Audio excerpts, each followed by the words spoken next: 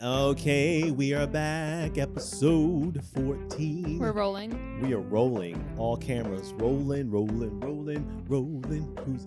Rolling. rolling down the river? So happy. I was like, there's no way she's going to know this last line. Well done, man. Well Is done. it down or rolling on a river? Yeah. But we both said down, but we both knew it was on. That was so funny. Do you know who that is? Tina Turner. Let's go. Yes. Okay, Abby, I'm moving. Boop. Beautiful people. Thank you for your time. Thank you for listening to almost everything from Life at Home. I am Doc Waller. I am Abby Humphries. And this is episode 14. We are chugging along, y'all. Last episode, we talked about, we had a really cool, interesting question about pausing the world. We talked about 2026 and how it was going. We had some interesting facts about, what was your fact about? Enya's castle.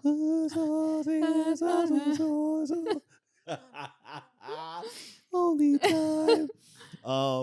I feel like that was probably perfectly on pitch. Oh, yeah, 100. Oh, wait. We gotta get it right. Not us both. Ready? One. Well, wait. 3, 2, 1.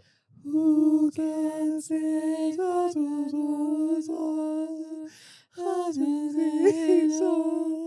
Only time. Is it only time? I think it's only child or only time. I have no clue. Enya, come down from your castle and tell us tell us what those lyrics are, please.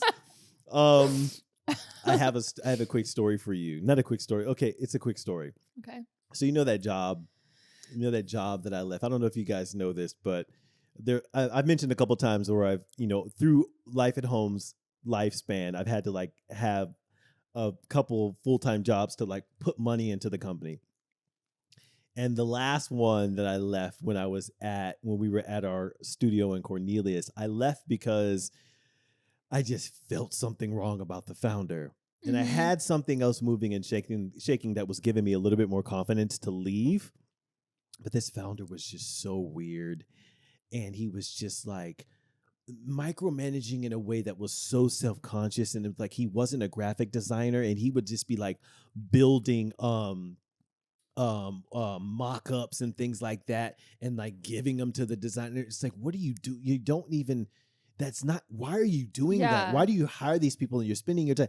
That's the shit my manager used to do. It was so unnerving. You give a man Figma and he thinks he can rule the world. Oh my gosh. Abby, you just knocked it out of the park. Why are you in Figma? It's so much so that the creatives could see the file and see him moving things around. They're what are you doing? Do your job. Do your job, right? This guy, he was the type of person where you can make a video for him and you would explain, look, man, this is what happens in marketing. It's you have to create a bunch of videos and look at it over the span of a quarter. How did it impact? But it's you'd create a video and you'd post it and the next day it's well, it's not hitting. Yeah. It's not. I'm just you aren't hitting. You're slow. Do you want to know and I know that you'll be able to relate to this. My biggest pet peeve is when somebody, usually a manager or leader, says, it's just missing something. Oh, wow. And you're what is it missing? Yeah. And they're I don't know. Just something's off about it. Yeah. Yeah. I'm what am I supposed to do with that feedback? You can't. That is. Oh, you're. That literally is the equivalent of someone just punching me in the face. Pisses me off. But it's also. Yes, that annoys me to all get out as well. But then you make a suggestion, or you tweak it. You tweak it, but it doesn't correct it. Right. Because they didn't even know what they don't like. Right. And it's you can make a suggestion, but you can't tell me why mine was wrong. Right. I can tell you why I'm doing it based on my 20 years of experience in this realm. Yes. This is my taste. This is what I'm bringing to it.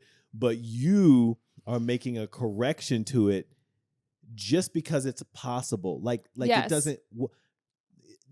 And I'm also the person that's just like, if you tell me why it's wrong, I'd go, oh, 100%. You're right.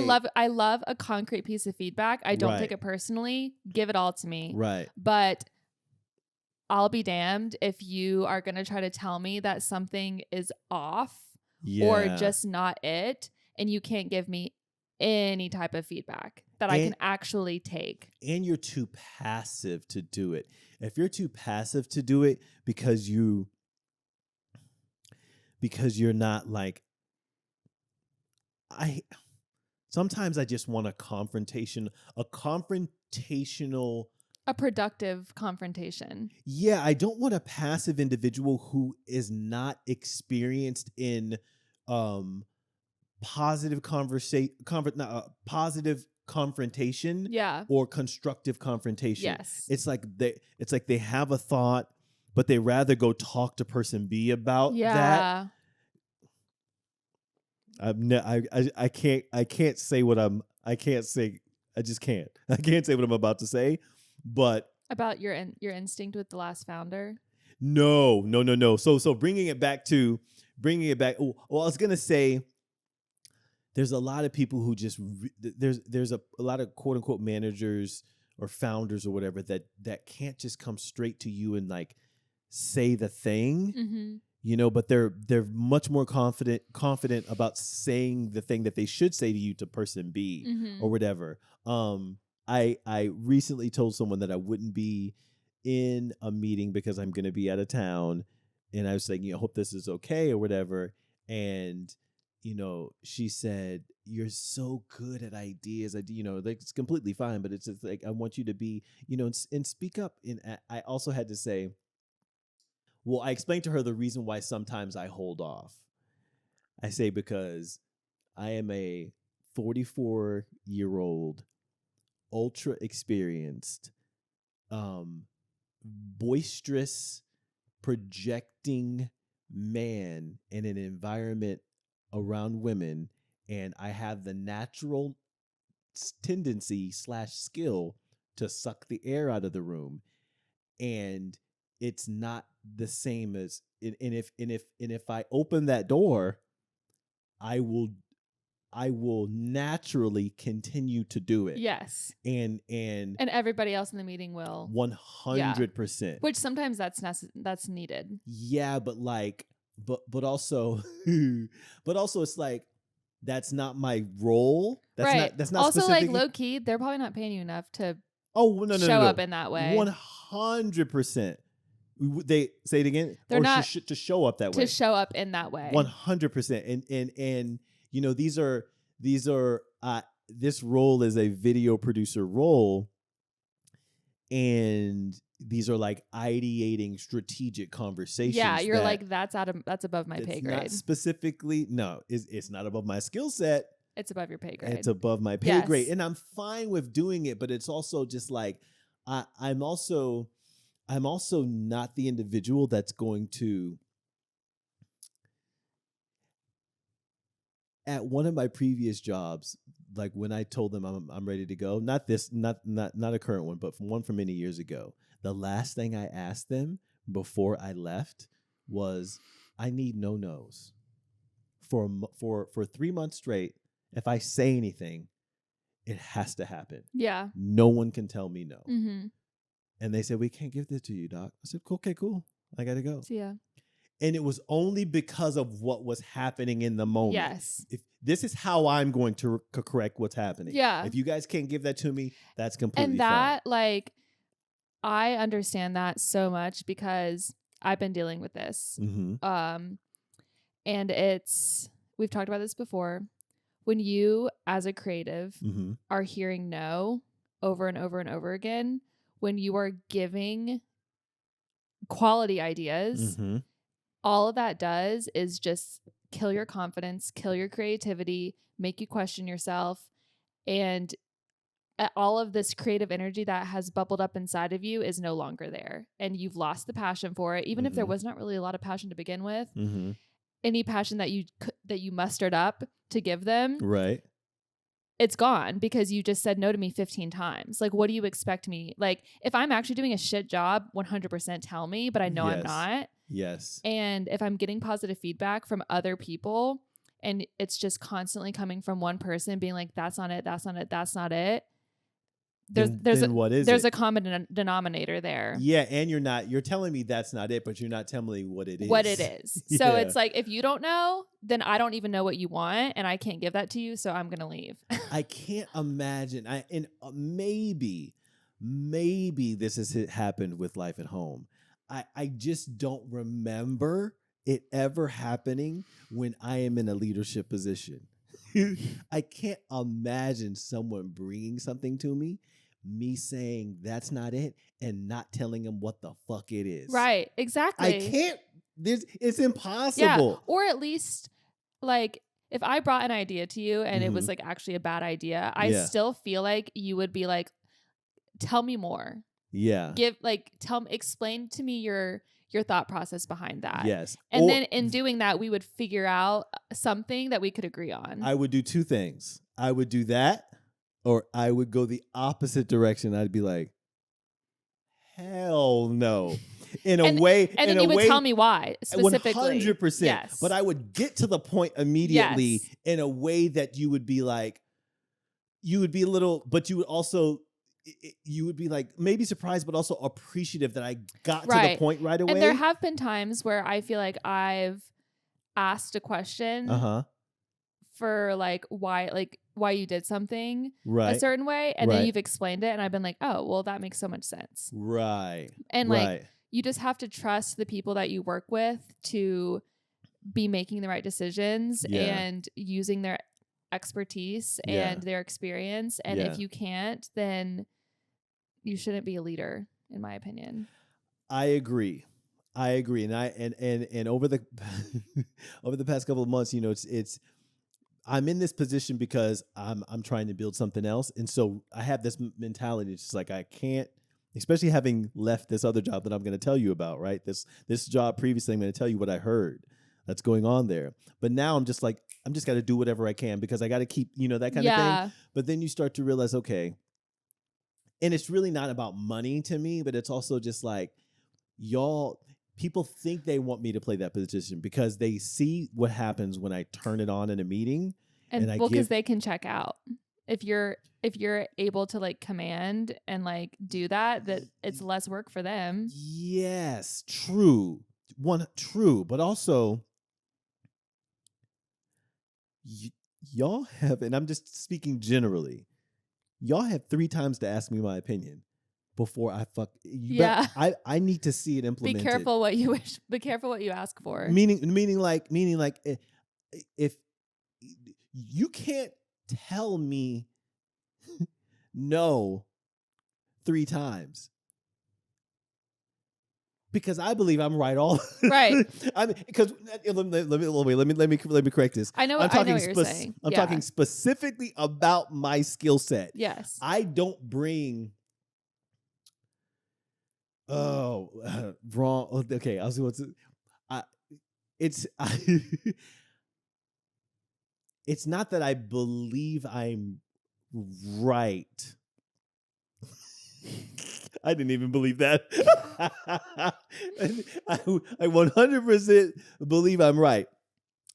I'm rarely having conversations about things that in this space that I don't have a lot of experience in. Yes. And I don't want to say that I'm always right.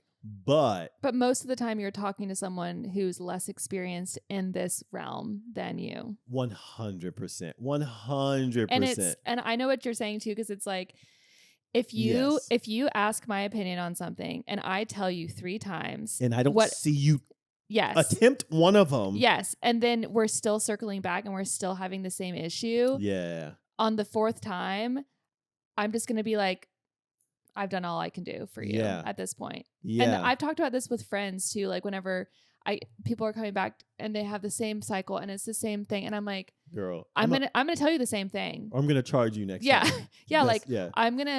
I'm not changing my mind on what I think this is. Yeah. So if you don't want to try that option, then stop coming to me for advice because you're going to get the same thing from me every time. 100%. But then they keep coming back. So I'm also the type of founder to where if I hire you, if I bring you on, you're going to get like out of 5 times, if you hand me the idea or you tell me the idea, I'm going with it no matter what.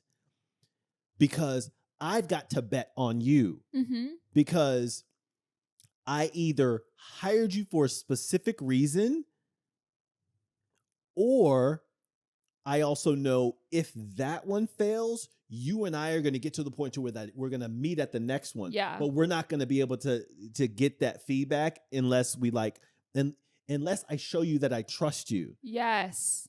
That's what it is. People have to know that you hired them for a reason. There's been so many times where I'm just like, motherfucker, did you read my resume? Let me tell you something.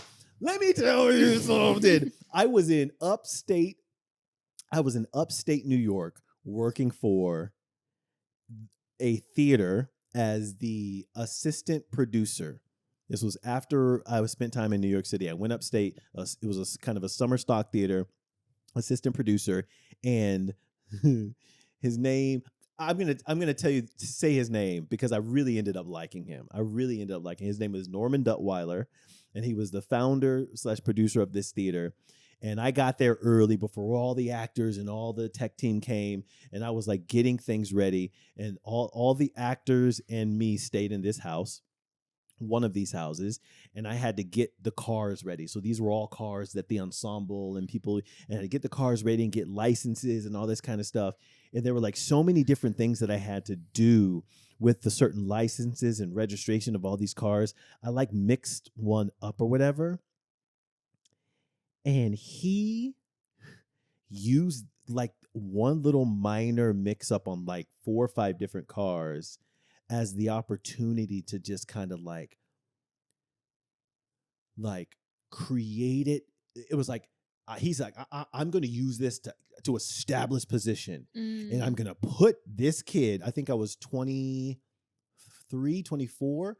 I'm going to put this kid in this position. And I'm going to be here, and this is how we're going to ride this summer. Like, this is how we're going to be this summer. I'm going to intimidate him. I'm going to make this feel like it was something, blah, blah, blah, blah. And he comes into the house, and he was so, like, absurdly upset about this. And he was very dramatic. I just don't understand. This is so, and then, like, slams something down and goes into his office. In this house, he had an office on the bottom floor. I stood there in the kitchen. This is me after 4 years being the youngest airman ever as the executive assistant to the wing commander of the 53rd Wing. This is after me winning the Below the Zone Airman Award, which is like a football player winning the Heisman Trophy.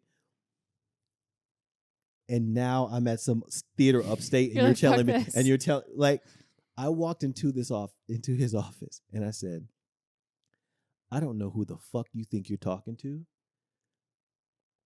You need to pull up my resume and read it again. This is not something that I can't handle. This was a mess, and I'm trying to make it work. Mm-hmm. The way it was presented, it was very hard for me not to do it without a mistake. I'm going to get there. Yeah. This is not going to be the narrative for the rest of our time together. We're going to polish this out. I'm going to get there. You ever speak to me that way again and erupt in front of me like that again, I will pack my bags and be out of here in a second. Remind yourself what I've done these past 4 years. The next time we talk, it needs to be this way. He's sitting at his desk. I'm standing over him saying this. This was like day 2. Never had an issue. After that, that was my guy. We were good, that kind of thing. And it's just like understanding who you've hired. Yes. That's what it is. And so sometimes you just have to understand the people that you've brought on your team, and then just like let them do their thing. Yeah. Like I can't imagine. Like my dream is to be able to point. Yeah. Like as a founder, I don't want to code a fucking app. Yeah. I don't want to build websites anymore. Right. I don't want to set these cameras up. I Yeah. miss Josh. Yeah. Like like all I want to do is be able to walk through and say, "How are you guys doing? Can I do you need my help? Yeah. Good, we good." That is my dream. And the only time you should have to intervene is if you made a wrong hire. 100%. And that you have to admit that you made the wrong hire. It's not anybody else's fault, because it's funny. Truly, truly the only good thing that I got from my last job, and it wasn't even that good. It was just something concrete that I could have gotten somewhere else. But anyway, this book called Extreme Ownership. Okay. It's by someone who was in the Navy, maybe. Okay. And we it's so funny that we read it. It was for like a workbook club. And basically the whole concept was that as a leader and as anybody, you have to have extreme ownership of your tasks and everything that you're responsible for. Mm-hmm. And so if you are a leader and you approved a hire and that person, no longer is doing a good job, at the end of the day, you have to own that. 100%. And it's like, you can't blame anybody else. Like, because you hired them, you told them that they could do this job, mm-hmm. and they didn't. And so that's on you. If you just for anything. So it's like, and it also goes for the people on, they have extreme ownership of their roles, and so they have to own that too. And if you are constantly like placing blame on other people, it gets really, really messy. And I think if everyone just has this concept of extreme ownership, it just helps so much to be like, this is me, it's not about anybody else. I don't know why we started the podcast going straight into this, but I will say that I got a message from a team member of that job that I left, and like this guy just like stopped paying people, and like the whole company is just like going. Do you know what Glassdoor is? Uh-huh. I went to Glassdoor and I started reading like all the reviews sent over like the last 2 months, and it's just like he's got like a 1.5, and they were just like, he keeps making excuses about investors or whatever, and it's just like he fires a bunch of people and then he hires people. He's like the cycle where he fires a bunch of people, hires them because he knows that the new people coming on, it'll take them a while to realize how bad it is. Yeah. And then it's like you have to bring in a new wave, because if there's someone from the old wave, they'll 100%. And so people are saying like there are people that have been on board for like 3 months that are quitting because it takes them about 3 months to realize how bad it is. And it's a huge red flag. The funny thing about that is like I'm starting to see a bunch of those people like connect with me over the past on LinkedIn. Because they're now like, let me reach out to everyone. Let me see what the opportunities are, and it's crashing, and it's something that I saw. So it's just like I had to get out. Yeah, I had to get out. It was something that was personal, but also I felt like a time bomb was over there. Yeah, it's as Taylor Swift says, I got harder, I got smarter in the nick of time. I think about that all the time, where it's like you see a sink shipping and you're like, I have a certain amount of time to where I can get out of here before getting burned. Yeah. And it's like you do sometimes have to kind of like, it is a timing thing. Uh-huh. But then it's almost a little satisfying when the sink ship when the ship sinks, because you're like, saw that coming. What was the what song is that by Taylor Swift? I got harder in the nick of time. What's the lyric? I got harder, I got smarter in the nick of time. I got harder, I got smarter in the nick of time. Yeah, I think it's so funny you said that. Hold on. It's so funny you said that. Oh, look what you made me do. Hello, Almost Everything podcast peeps. This is your honorary co-host, Vicky.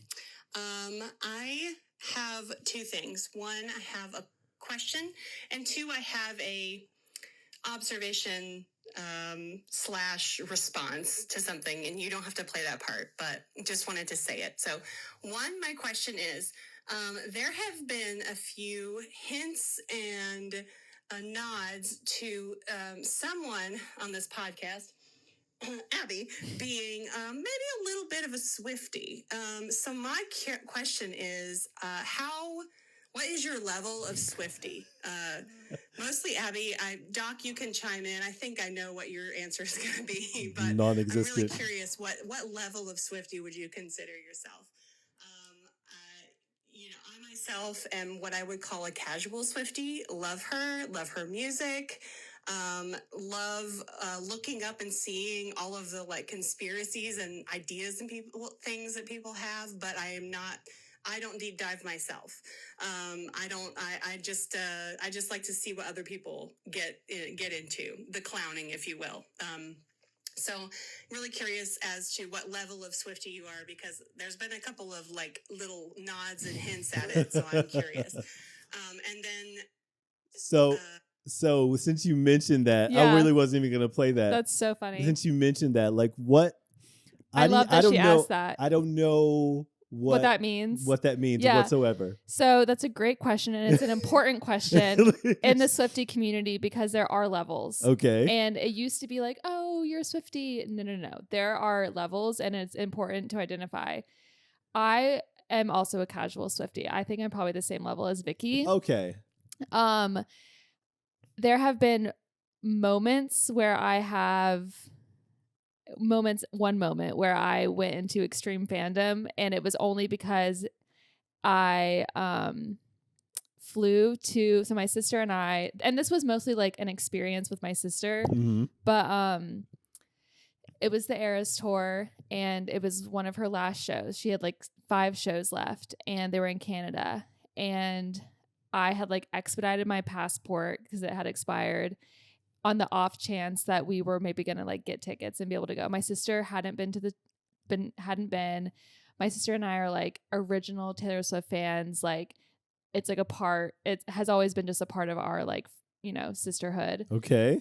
And so I was like, we have to go. Like we have to have this experience. The Eras tour only happens once. We have to do it. And so we flew to Toronto This is casual? The day. No. I'm Okay, saying this is the moment I went into extreme fandom. Oh, well, that's right. Yeah. Okay. We flew to Toronto the day of the show with no tickets. And we were just going to try to get them like right before the show, hoping that they would go down because we had seen that happening. Okay. We get there.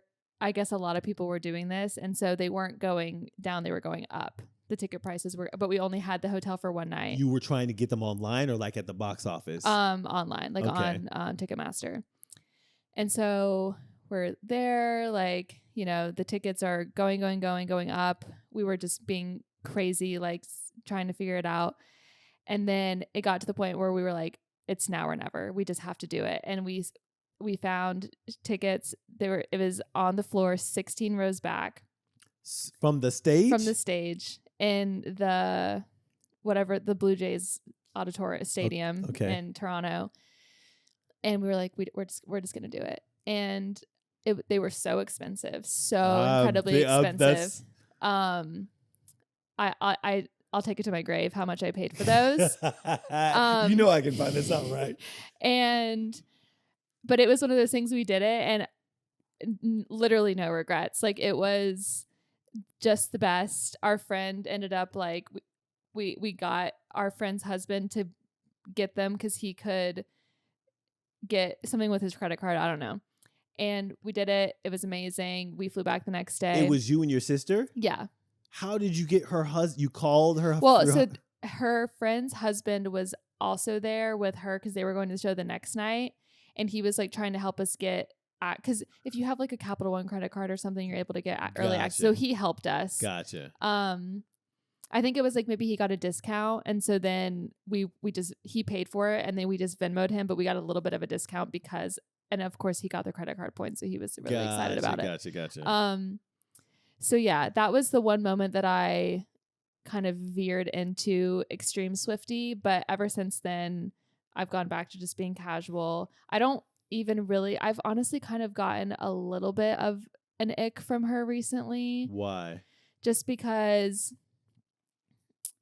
especially with the new album, Life of a Showgirl, I just felt like it was really, really gimmicky in terms of like all of the different album releases and all of the merch. And it was very like commercialized. Okay. And it was also, the timing of it was a little, in my opinion,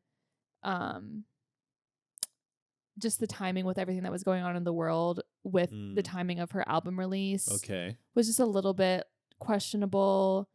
And then like she put out the movie, and the movie was literally in theaters, and it was just basically a glorified music video with lyrics. Like it was just all a money grab, it seemed. Okay. And I kind of felt like she was exploiting her fans a little bit, honestly. So that kind of turned me off a little bit. Did you like the album at all?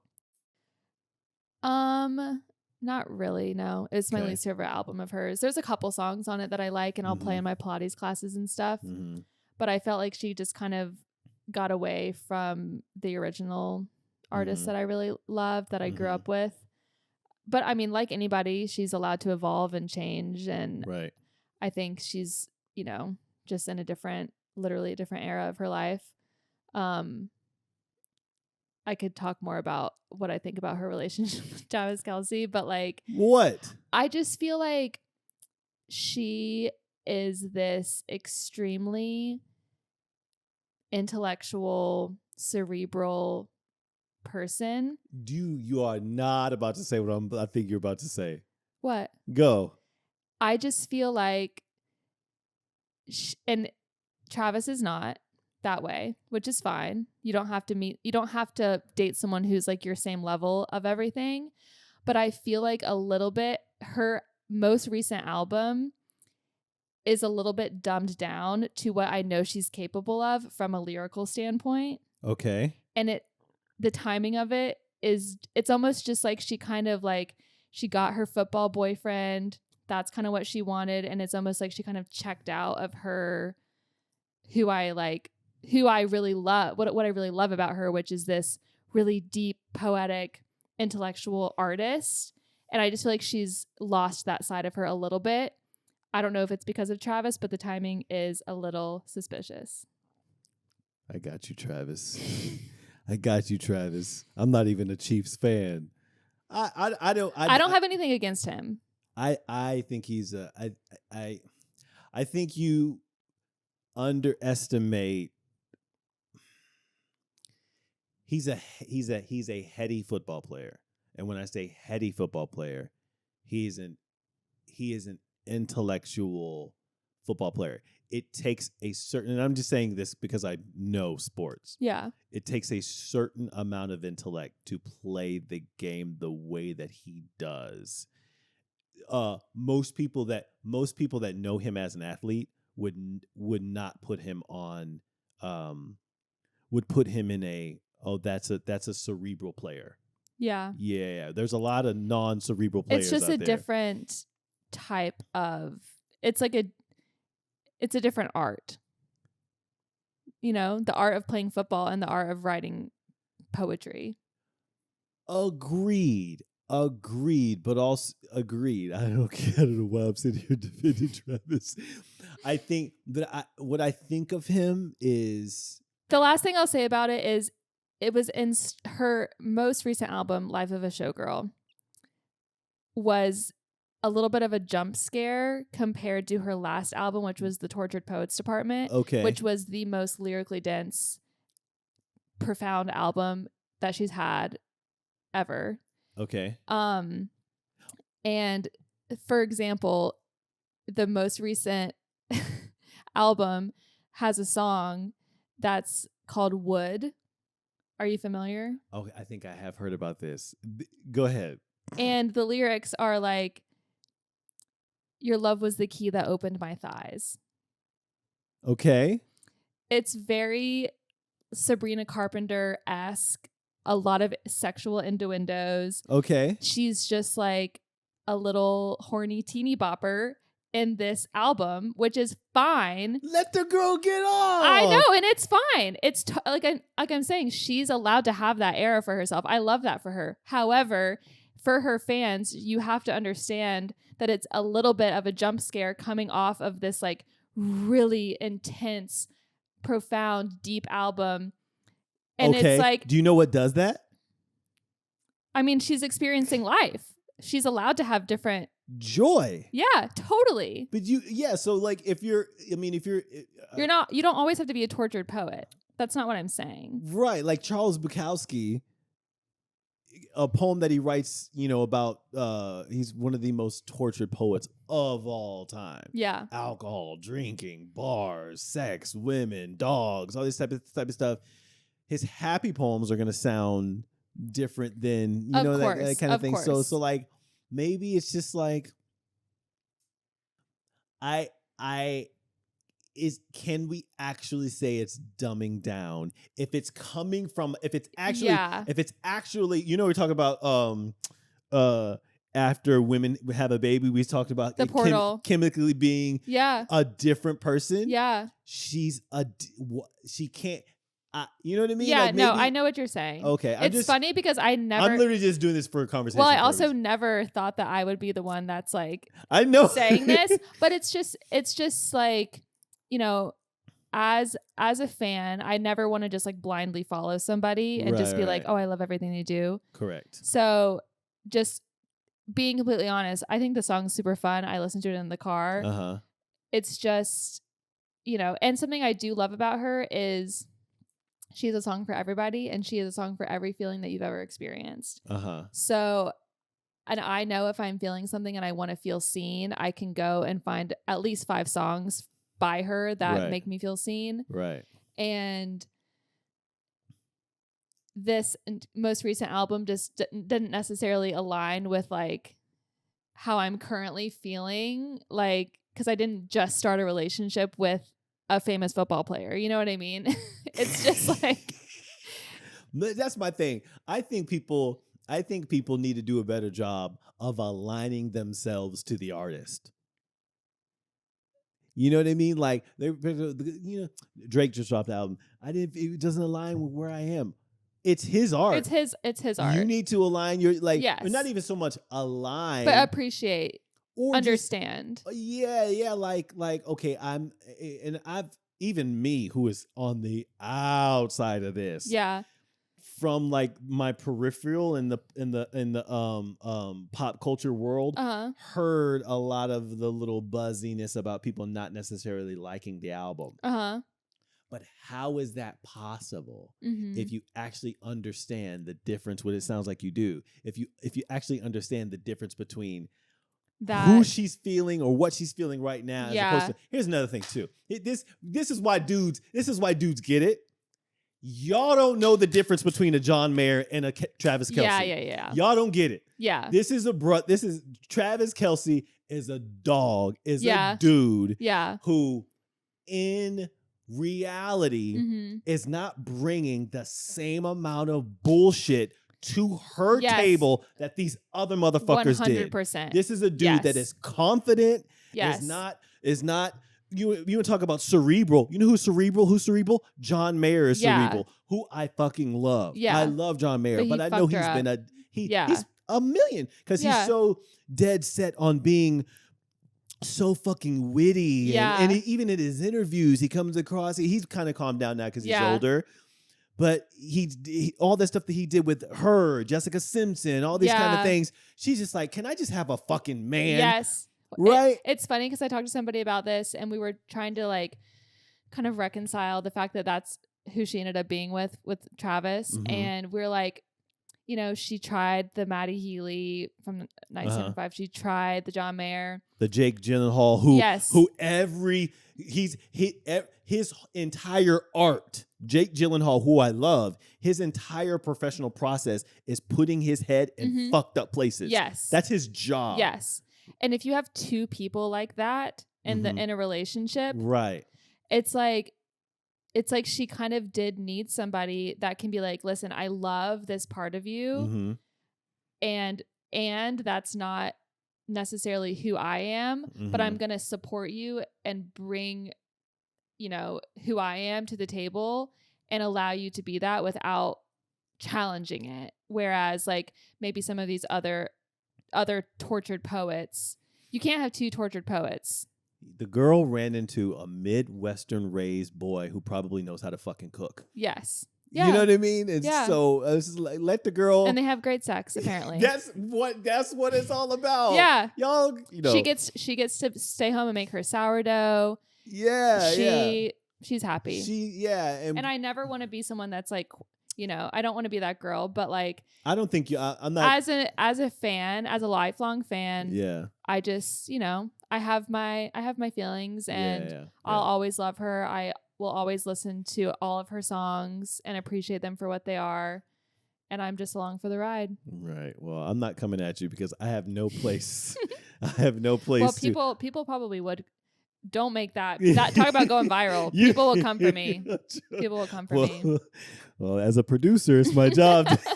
No, I'm kidding. Okay, we are moving on to the list. Okay, this is a list of 6 questions that we ask each other. And we answer this, and it will tell you guys at home and the co-host something particular about what has happened to us over the past week or so. So Abby is going to read the list, and I'm going to smash or pass this list. What is one thought or question that's been on a loop in your head all week that you're finally ready to put down? Pass. What's one thing you did this week purely because you wanted to, not because it was part of the ambition plan or on a to-do list? Pass. What was there a moment this week where you felt truly seen by a stranger, friend, or even yourself? What was the context? Smash. Okay. I'll make it very simple. Okay. The girl that I'm seeing asked me, "Why do you have that blue check next to your name on Instagram?" And she was asking it very politely and lovingly, but also like curiously, meaning like, and I said because I'm a public figure.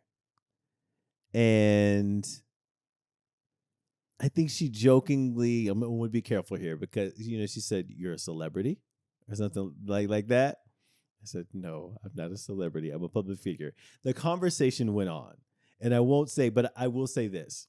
For those who know me, I take my creative / professional credibility incredibly serious. Yeah. I wear it on my sleeve. I wear that and my heart on my sleeve. And, the one thing I don't allow just general people to do is kind of engage with me and not do so, and engage with me without acknowledging the things that I've done in my past, because to me it's why I do everything. It's how I engage with Abby. It's how I engage with people when I walk into a coffee shop. What I've done over my 20-something year career, 26-year career, is not, I haven't just applied for people's jobs and worked, right? Every single year, I told her about one thing that happened to me at the end of a theatrical show that forced me to say, I'm never doing anything in my life that doesn't allow me to make people feel that way. There was something that happened after a theatrical show where someone came up to me and expressed how they felt about something. And I said, that's it. That's what I want to do. Whatever I do, it has to be tied to creating something that's good for people, that makes them feel a certain way, right? Mm-hmm. And that's what I've always done. Even if I went and had to go get a job to make sure that I was able to do it, my thesis has never changed. I've never veered from that road. Mm-hmm. That alone makes me fucking special, mm-hmm. right? And sometimes when this is part of the conversation we had, sometimes you get into tense conversations with people, And these exchanges, no matter whether they're family or friends or whatever, and then they say something like, well, do you just think you're better than me? Or you think you're better than people? And multiple times I've said, yes.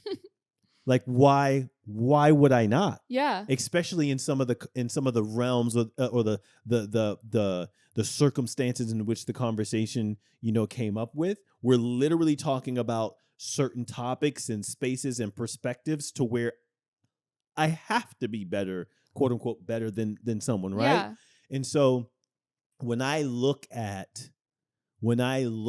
certain things that I've done, blue check is nothing. I've got the blue check because sometimes it helps with certain algorithm things, the way you run ads, things like that, blah, blah, blah, blah, blah. But also when it comes to the woman I'm with, you got to get on board because I'm going to be engaging. I'm going to be pushing for things.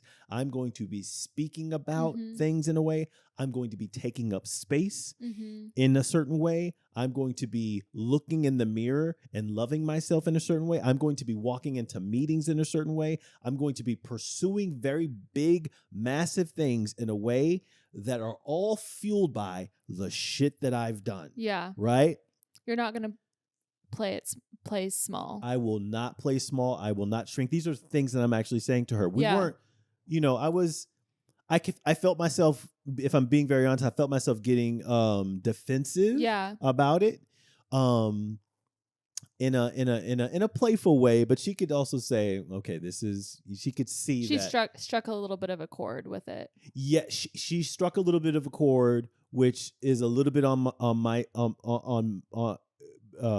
my fault. It's that's on me because I'm so not self-conscious about it. I'm not a self-conscious individual, but I take it very seriously. It's also like for someone that knows you and knows your history and everything, me seeing that you have a blue check didn't even register or phase me because I knew without even having to think about it why you have that. Right. But for someone that doesn't know you, that it is, worth a question. So 100%. I understand why she would ask. 100%. So I think it's just, I think it just takes knowing somebody and knowing their history, but also that's why sometimes the blue check or something equivalent to it is important because it's like, no, like it's like you're validating yourself because people of course not everyone can know everything about you that I know about you. Right. So it's like, it's showing up confidently being like, no, I'm verified. And especially at the point to where I paid for it. Yes. Instagram, they're at some point, sometimes they'll do it. Yeah. But that was a process that they've kind of went away from a long time. Yeah, you pretty much always have to pay for it or at least apply for it now. Exactly, right. So I literally purchased it as myself, and it's not even a question for me, right? Yeah. And so she, we had the conversation, and I told her about this thing that happened or whatever, blah blah blah blah blah. And, we just kind of moved past it. We had such a great day yesterday. It was a bunch of fun. We played pickleball. We were just being very fucking goofy the whole day, a bunch of laughs and things like that. And that was kind of one of the things that happened towards the end of the day. Woke up, rolled over, said, I see you. That like she's a type of person that does not let things go. Yeah. And even she's like, oh, the night before when we were talking about it, she was like, okay, well, I don't know you. It was exactly what you said. She's like, I need to learn more about you because right now she's like, which is cool. She's like, can I just get to know you first? Yeah. I'm not trying to worry about all the other shit. Yeah. I don't need to know how many articles they wrote about you in the theater. Yeah. Can I figure out whether or not I want to be with you? Right. Which makes total sense. Yeah. But then she's also like, I'm going to take some time. Yeah, she just needed to think about it. Yeah, to figure out who it is, right? And so she said this last night, but this morning, she literally just made sure she grabbed my face and she's like, I want you to know that I see you.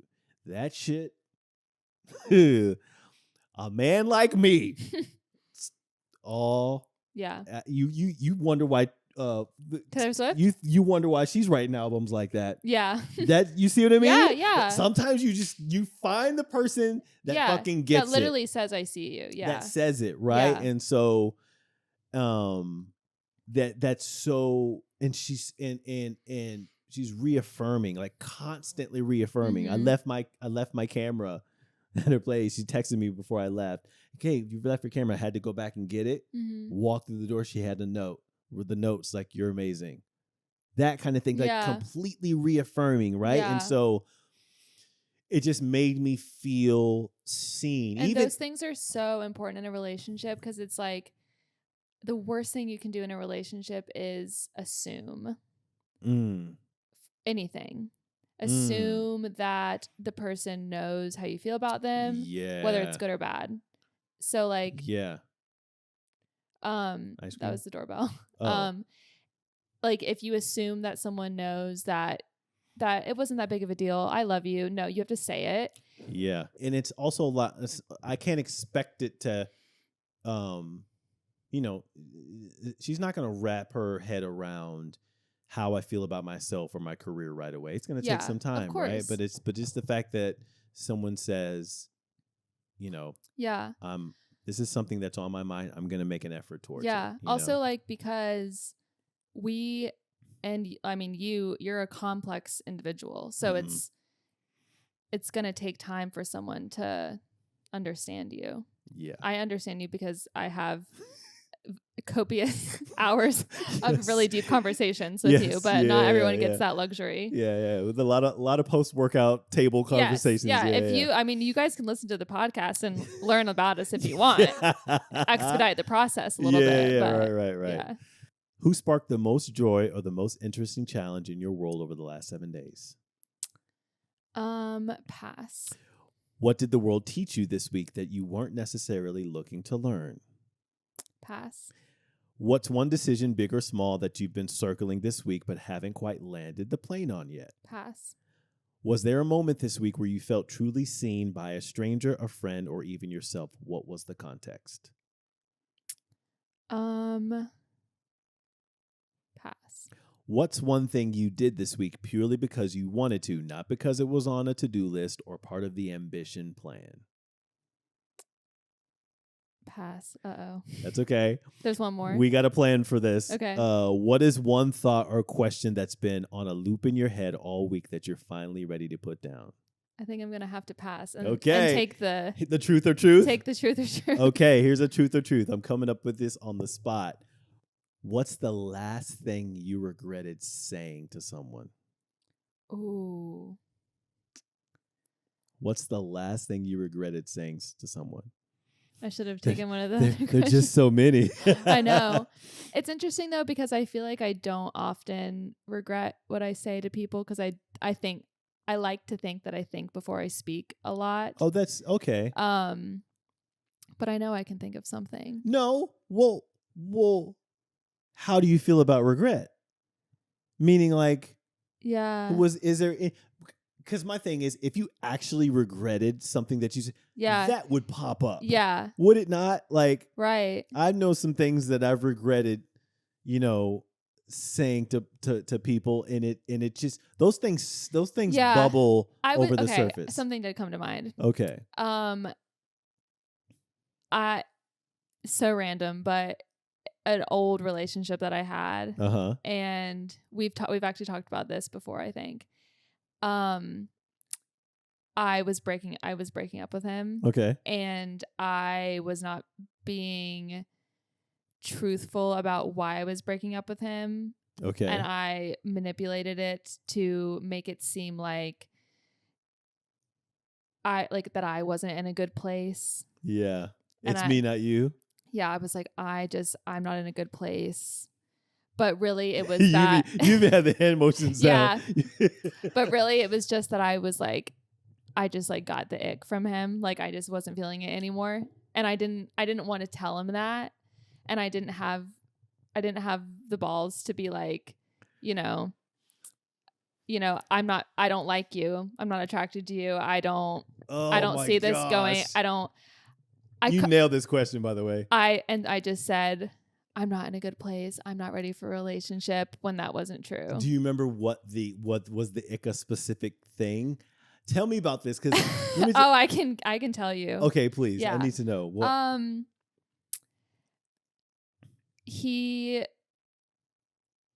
We were driving. We were like going on a little weekend vacation. Okay. We were driving, and he just like wouldn't shut up. And it was the very early stages of our relationship, and he was just telling me story after story after story after story about his life and his family and all this stuff, and not asking a single question about me, or even when I was interjecting, just kind of like barreling through the conversation. And it just got to the point where I was like, I don't care. Like I felt so bad. And it was such an uncomfortable feeling, because I usually do care, but he like drove me to a point where I was like, you are telling me the most specific details about your family traditions without even knowing like some of the foundational parts of who I am. Do you think that I care about these minor details about the meal that your mom cooks on the day before Thanksgiving? Like, ask me about like my deepest fear. Like, you know what I mean? Like, he just didn't. Yeah. He was How so is this relevant to? Yeah. This is a drive. It should be a moment for us to back connect. and forth. Yes. Yeah. It's like he was treating it as like his own little time to shine, his show. And I was like, I think you're a narcissist. I didn't say this, but like in my head, I was like, this is giving that you don't really care about me. You're just kind of like more interested in yourself. You knew this on the trip? That's when it started. That's when the ick started. And then the ick continued when he gave me like a little fashion show almost of some of his favorite outfits. What? He was really into shoes, and we were just like in his room one day, and he was like showing me, you know, some of his favorite shoes, which is fine. You know, he has like a, what do they call them? Sneakerheads. Okay. But then he's like, yeah, sometimes I wear the shoes with this outfit. And he like comes out and I'm like, oh, that's a cool outfit. And then he like keeps going back and changing and is like showing me like a lot of outfits of his and like literally doing a fashion show. And I was like, oh, so we're doing this. We're doing a fashion show. Okay. Oh, he doesn't see signs. Yeah. And I was like, I mean, I can only say you look good or I like that outfit so many times to where I'm like, what? Like, stop. And it's funny because the fashion shows are appropriate in a few contexts. One of them, if you're a little girl and you're showing your parents like some new outfit, or a little boy, whatever, a kid. Can I guess the other one? Yes. No, say the woman. Say it again. Say which one? The first one. The first one is a kid who gets like their new first day of school outfit and wants to try it on and do a fashion show for their parents. Okay, and there's another one. That's okay for a man. Yes. Yeah. You're getting ready to go out for a big event. Yes, totally. Okay. My brother calls me all the time and is like, does a fit check. And he's like, does this look good? Yeah. But that's different because it's a check. It's a fit check versus a, yeah. You know, and that was the thing is he wasn't, for the fashion show, he wasn't asking for feedback. He was showing off his favorite outfits. With sneakers. Head to toe. That'd be different if he was like showing you suits. Or if he like when Caleb goes shopping, I'll make him do a fashion show. I'm like, you know, put it on, let me see. Because I might take this back. Yes. Right, yes. right. We're assessing, okay, that's a new shirt. You don't like, let's see if you have pants to go with that. That's a different situation. He's actually looking for feedback. Yes, we're workshopping. Yeah. This was a fashion show through and through. What in the devil's so I was like, Prada? Yeah. What in the devil wears Prada? Oh my God. Is that the title of the episode? But yeah, so I was that was the nail in the coffin, the nail in the ick coffin. And yeah, that was it. But I did feel bad that I told him that it was because I wasn't ready for a relationship, when it was just the fact that I I couldn't do it with him anymore. That's my. You're. I'm. That is a great. The Boyfriend Wears Prada is the name of this. Is the name of this episode. That like the ick when you get old enough, men, when you are polished enough, you just have to understand. I know it's been used as like some casual kind of like fun, social meme kind of thing. It's real. That is a very real fucking 100%. thing. Men, let me tell you something. Not the casual ick, blah, blah, blah, blah, blah, babe. If a woman gets the real ick, it's ick with a capital I. It's never going away. Yeah. And that's why it's called that. And let me tell you something.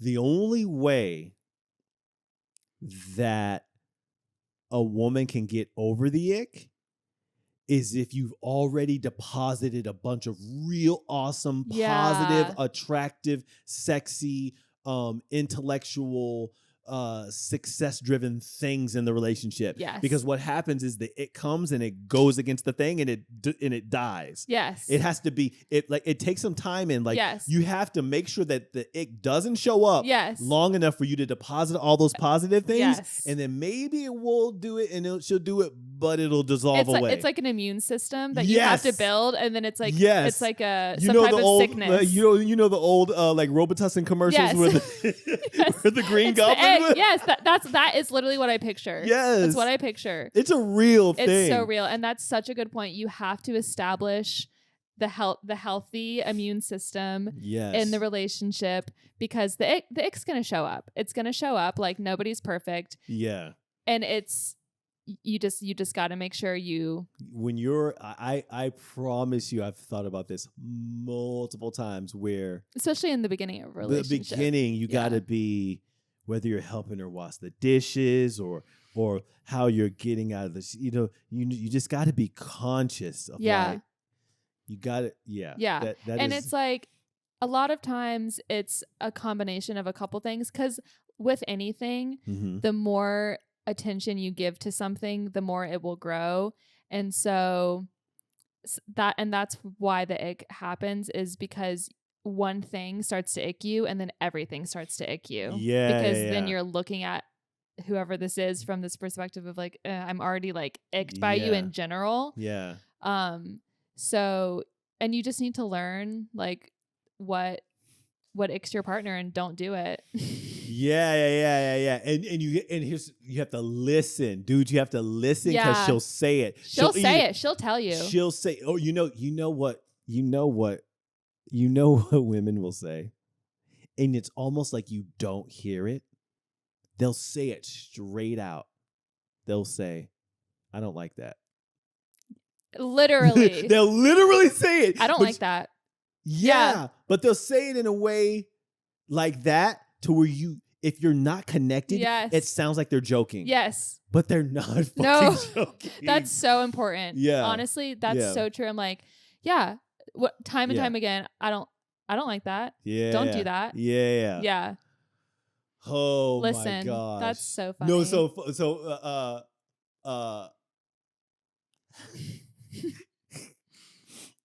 I was in her apartment the other day.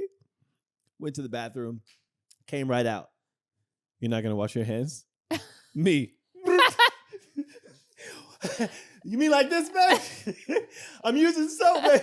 Look, I'm not fucking around. No. No. Yeah.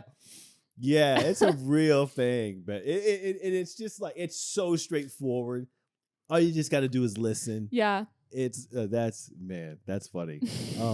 That just made the pod. That made the episode. Good. That was great. Okay. Got the questions out of the way. And I'm just going to do my fun fact. Do your fun fact, okay. Yeah. So that's called the add a zero hack. The fastest way to tell if something is a good protein source or if it's just pretending to be one. Oh, that's interesting. So you take the grams of protein. Mm-hmm. You add a 0 to the end of it. Okay. And then you compare that to the number of calories per serving. If the new number the one that you added a 0, is equal to or higher than the calories, and it's a solid protein choice. If it's significantly lower, it's probably more of a snack with just a little protein sprinkled in.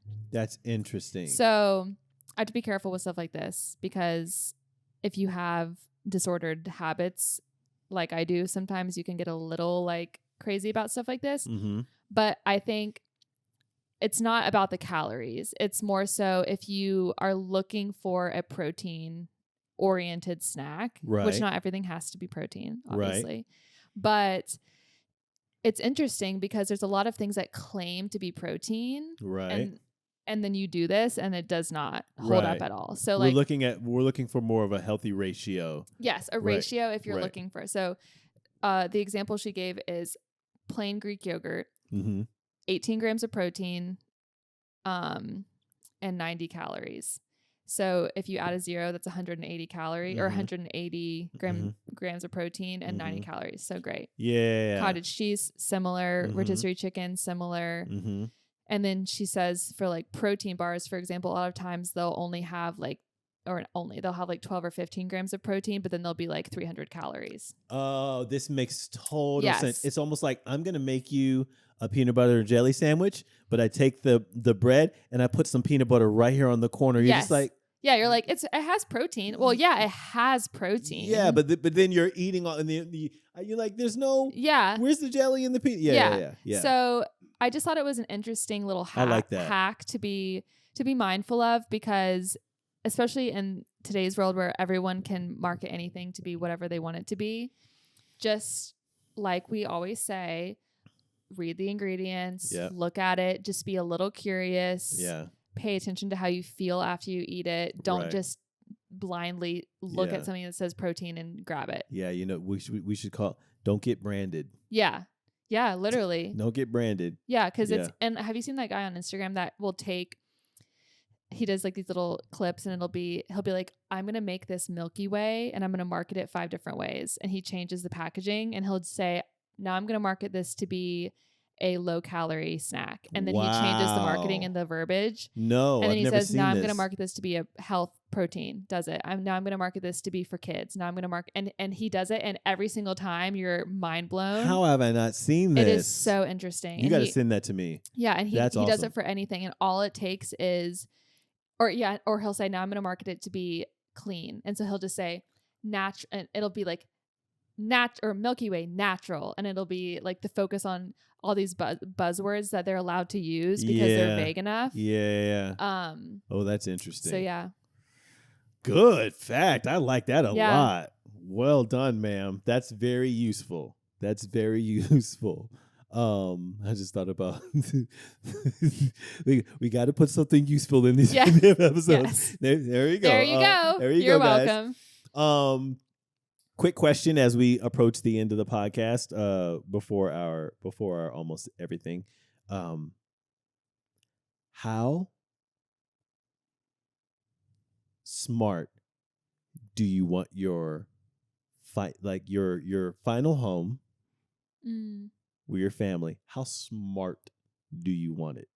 Do you want to walk into a house that's like smart applianced, technical, wired, like all, or do you just want just kind of a home that has one or two things? Yeah. Like it's just a I don't want to Manual. say manual. I don't want to say basic, but it's just like, are you turned off by having a smart? Here's my answer. I want it incredibly smart if you can't see it. Yeah. If you can walk in and tell that it's a smart house, it's a complete turnoff. But I want the ability to live in a house that almost feels like, one, massively secured. Meaning like that to me, sometimes I have like scary daydreams about like not being able to protect my family. Yeah. It's a real thing. Yeah. I don't necessarily know if it's something more for men, but sometimes I think about like layouts and safety and like where my kids would be and like where my gun would be. Like I I think about that a lot. I Mhm. don't know why, but you know, I would want, because you know they talk about making sure that they have these thieves that literally have something that jams your wireless signal. So Mm. if your security cameras are connected via Wi-Fi, Yeah. they're just pointless. Yeah. You know what I mean? So you have to be like wired Backed in up, and yeah. backed up, wired in and all that kind of thing. And so I just I would love the ability to like have a really awesome like iPad on the wall that controls like all the rooms in the or the temperatures of the floor or the refrigerator or the set. Like I want to be able to turn the music up in one room. Like Yeah. that's what I like. That to me is really awesome, but I still want it to be like in a modern farmhouse kind of a feel. Yeah. You know what I mean? It's a good question. It's so funny because have you seen the movie Smart House? No, It's a Disney Channel original movie. If you know, you know. really. It came out in the very early 2000s, I believe, and it was all the rage. Mm-hmm. And it was basically way ahead of its time. Like the Jetsons, almost kind of a thing. Kind of, but it was like, I mean, it was super low budget, but it was literally like, you know, what you thought about what you thought the future would look like in Yeah. basically the 90s. Yeah. And then it just gets really intense and very like basically the whole thing is that there's this woman and she's like the mom. It's just like an AI like mom. And then she like comes to life and is like this crazy robot woman. And so still to this day, and we actually watched it a couple months ago just to be funny. Early 2000s? Yeah. Okay. And so literally think that it traumatized me a little bit as a kid because my initial reaction to that is I don't want any of it. Yeah. Like yeah. other than the security. Yeah. And also like I've stayed in Caleb and I did a stint a couple summers ago where we were doing a lot of pet sitting because it was before we bought our house and we had sold our other place. And so we were basically homeless. Mm-hmm. So we were like staying at a bunch of houses and doing like pet sitting and house sitting for an entire summer. So we stayed at a lot of really, really nice houses Mm-hmm. and a lot of them were like that. Mm-hmm. And maybe because it wasn't my own home, but it just felt like very overwhelming to me. And I didn't like it because also we didn't really necessarily have access to everything. So it felt a little like cold and like if we wanted to get in the hot tub, we had to like text the owner and like tell them to turn it on. And what? Like, I don't want them to know we're getting in the hot tub. Exactly. Yeah. So I feel like I've had too many experiences where it's been not my house that's a smart house, and that's my only experience I've ever had with it. I see. Which is why I'm thinking I don't want it. However, if it were my house and someone set it up and I knew how to work it and everything was good and connected and didn't pose any issues, I think I would like it. But my initial instinct is to say no. Refrigerator with the screen on it. So have you seen those? Yeah. Yeah. Yes or no?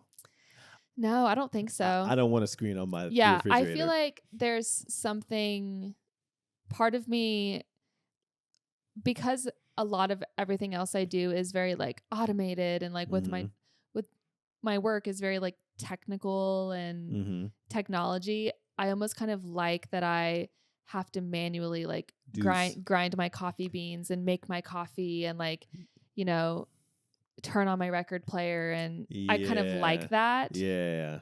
I like that if I want the music to be louder, I literally have to pick the record player up and bring it in the other room. Like I kind of like that. Yeah. So I never want to get to the point to where I'm so lazy that I want to look at my refrigerator and it literally is like, it's a screen that has a camera that allows you to look in and to see. Yes. But not be able to do that. Just open it. Yeah. What the fuck? Yeah. I'm sorry. I'm not. Yeah. I think there's like yeah. parts of my brain that I am still good with using for a while. Yeah. That maybe a smart house would allow me to kind of not. Gas or electric range?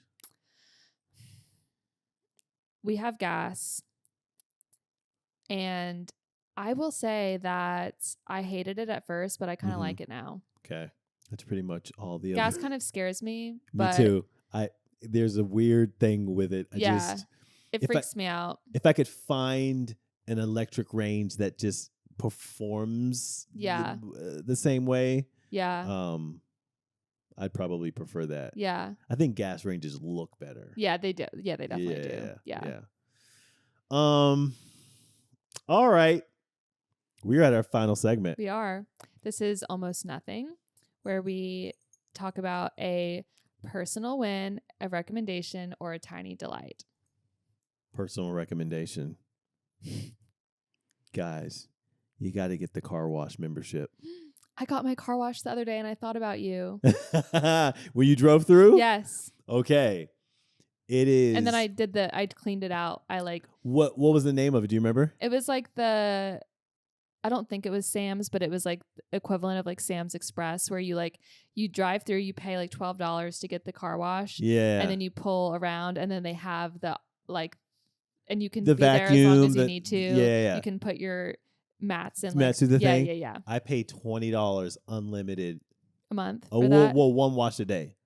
Oh, wow. Yeah. One wash a day. $20 a month? $20 a month. That's a really good recommendation. I love it. It's what I go through. How often? I probably go like 2 times a week.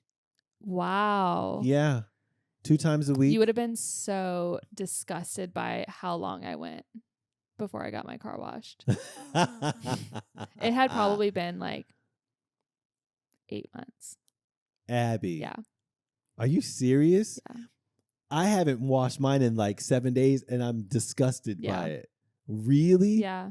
Now that I've done it, I'm like, what was I thinking? I have a white car, so like it doesn't it show doesn't up as, show as yeah. it doesn't show for some Yeah. reason. You would think it would, but Yeah.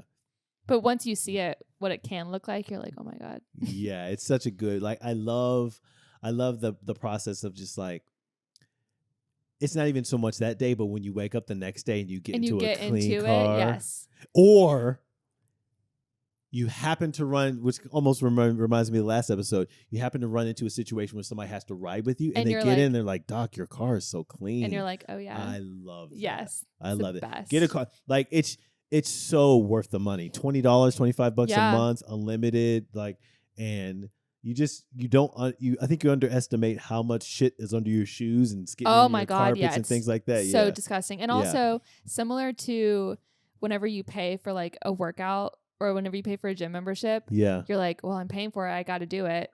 Versus like if you just pay as you go, then you don't have it's like if you are paying for it, you want to get your money's worth, so you're going to do 100%. it. Yeah. It's like 100%. an accountability thing. Yep.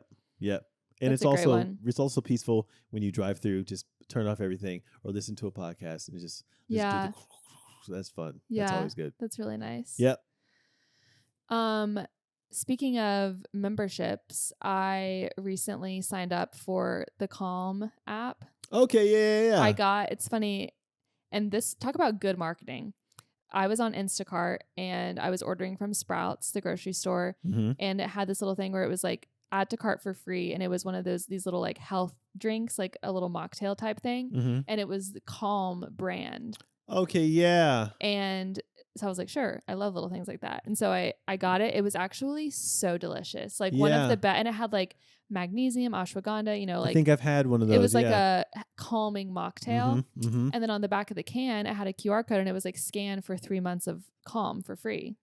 This is not the same company, is it? Yeah, like the blue app with the cursive writing where it's just called Calm, and it's like the meditation app. No, I mean it's not the same company that makes the drink. It is. Yes. It is? Yes, they've come out with these drinks. Oh, wow. And I don't know if it's like like just a limited time thing they're doing to promote their app, but I scanned it, I downloaded it, and I told you this was one of my goals last time, or a few episodes ago, that I wanted to start meditating, and I have been. And in the morning, I would say I haven't been doing it every morning, but probably like at least 5 times a week, like at least during the weekdays. I wake up and I make my coffee and I come and sit on my mat with my red light. And they have these, like, my favorite one is it's called, it's like a right and left brain balancing soundtrack. And you put your headphones in it and it is so calming. It really is. That's like, and awesome. I don't even do the guided, like I just use those. And I just sit there and it's just so nice. And like having it and just knowing that it's there and that there's and they have like little sleep stories and stuff that I haven't really looked into, but it's just been nice. So even if it's not that app, there's a couple other ones that are really good. Speaking of, Yep. Doc is developing something for life at home. We're going to have some interesting availability not features, offerings that are going to be really great for wanting to meditate, calm down. Yeah. That's so important because it's like, and sometimes on those apps, it's a little overwhelming because there's so much. And for someone that's new to something like that, like you don't even know where to start. So having something that's like, you know, almost like an intro or like, you know, just a like we talk about like baselines, just kind of starting could be really helpful. It's not always best to just have a million options. Yeah. When you know you can curate 7 really high quality things. Yes. Maybe that, you know, that kind of thing. 100%. Yeah. So as a part of something bigger too. 100%. 100%. So, and then maybe, you know, next quarter, hey, we just reset. There's 7 new ones. We just, you know, that kind of thing. Yeah. So, I love that. Great recommendation, ma'am. We are done, y'all. We did it. We crushed it. Hope you guys enjoy this episode. Again, if you want to have your question answered, we kind of like flipped the schedule. Listen, we did the voice note early. We did a little remix. A little run around. Yeah. If you want your question answered on the show, drop us a DM, a voice note via Instagram DM, or record that voice note and send it to hello@lifeathome.com. Thank you guys for joining. If you're listening and you hear this, we hope that you work out with us this summer. It's going to be fun. We're going to get healthy, and then you can listen to the podcast on your way to work. Beyond that, you guys have been great. Go in peace.